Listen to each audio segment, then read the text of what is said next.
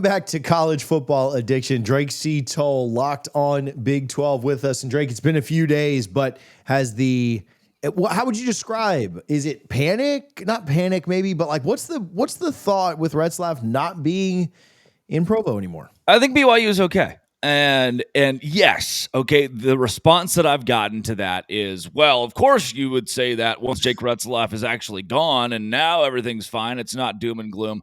The reason it's not doom and gloom, I believe there were always these blue-colored glasses on him as a quarterback. He failed to throw for over 230 yards in 9 of their 11 wins. The 2 wins in which he did throw for over 230 yards were both not against Power 4 opponents.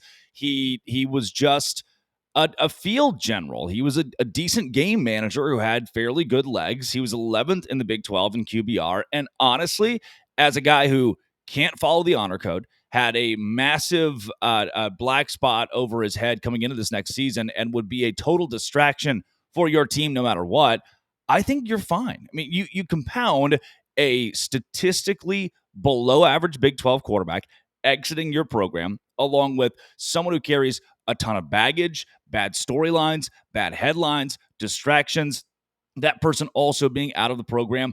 I don't think it's the worst thing in the world. Now, is McKay Hillstead as good of a quarterback, or Bear Bachmeier, or any of the three that BYU will have in the queue?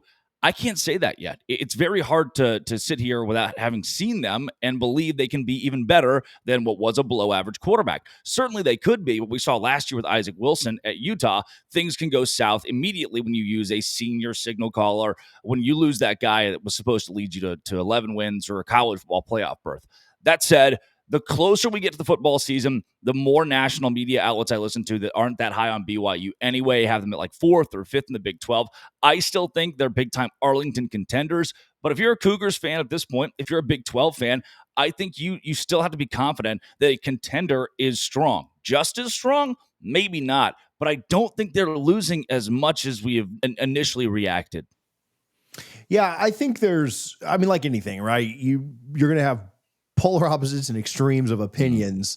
And, you go anywhere from it's no big deal, we're still going 12-0, to, sure. Oh my gosh, the sky is falling and we will never compete as a program again, right? And the truth is somewhere in the middle, right? Nowhere near either one of those extremes. I can see the pros and cons. And my take, as somebody who is not as intimately familiar with the BYU program as you are, but as somebody who, on our channels, we cover BYU quite a bit because they are one of the more intriguing and fascinating programs in America. Yeah, I think there's the idea of, how many games did Retzlaff go out and win them last year? Right? Like I look at other programs and I look at, Jalen Milroe, right? He won Alabama some games last year. You think about that Georgia game early in the year. You think about some of their other contests. He went out and then lost them some games too. You think about some of the bad performances that he had, Tennessee, the Michigan game, certainly with the turnovers. Thomas Castellanos at Florida State. I think he's going to win Florida State some games this year. Unfortunately for me, I think he is going to lose Florida State some games this year. Like that's just who he was.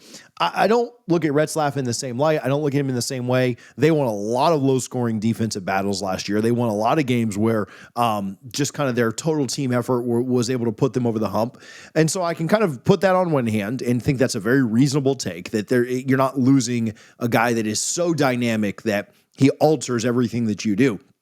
I also look at the fact of, on the other hand, his experience is valuable and would have been valuable this year. And so I don't think it's outside of the realm of possibilities to think that there could be a drop-off in some areas, even if those guys are just as talented or maybe even slightly more talented from a down-to-down perspective. You are losing some things from a leadership standpoint. However, the defense is not impacted, right? The skill positions are not impacted. The culture and the way that Satake has built that program is not impacted. And so to me, it moves the needle, but it doesn't move the needle more than maybe a game. Right? If they were a 10-2 team, maybe they're closer to like 9-3. If they were 9-3, maybe they're closer to like 8-4 on the totality of the season. Like that, it doesn't. Vegas hasn't shifted their win total by 4 games or something extreme. Right. And Vegas is not building castles in the desert because they're bad at handicapping sports. Yeah. And so Vegas didn't move this by an extreme amount. Are there potential setbacks? I mean, could they be 3 games worse when it all said and done? Absolutely. Could they see 0 drop it off at all? Absolutely. And I think those are both realistic possibilities. I don't think they're going 4-8 now, you know. And by the same token, I don't think they got rid of Retzlaff and now they're going 12-0, right? Like I don't think it's that big of a swing. I think the games are won in the margins. But as somebody, so there's my diatribe on it. Yeah. There's my 3 minutes of rambling. Go ahead and grade it. Does this idiot on College Football Addiction know what he's talking about? Yeah, I don't think this is a Tua situation. I don't think I'll find our Tua sitting in the QB room at BYU. But it's not impossible to find a guy who's just as good or a hair better when you do consider 11th QBR in the Big 12. You're not losing Josh Hoover or Sawyer Robertson, who both proven to be so solid, or Avery Johnson or Rocco Beck. You're losing a middle of the pack, below average guy who finished analytically behind Garrett Green at West Virginia last season. Shout out Garrett Green. So if you're BYU, the biggest loss with this is kind of that game-winning guy.